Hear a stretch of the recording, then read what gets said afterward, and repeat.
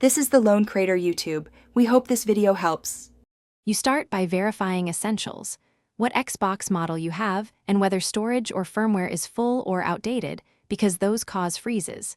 Next, power cycle the console. Unplug the power cable and wait 10 to 30 seconds to clear residual charge. This resets volatile errors. Once done, reconnect power and boot. Also disconnect any external USB drives and controllers to rule out peripheral conflicts. Isolating hardware helps you find whether the freeze is internal versus an attached device problem. Now focus on system-level fixes.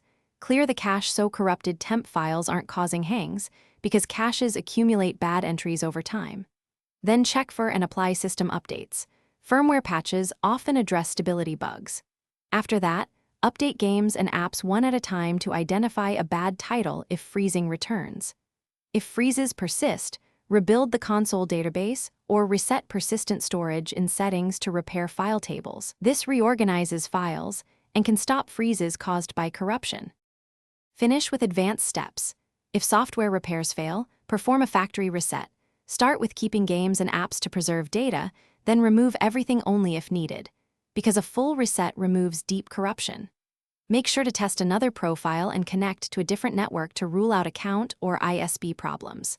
If freezes still happen, record any error codes and contact support.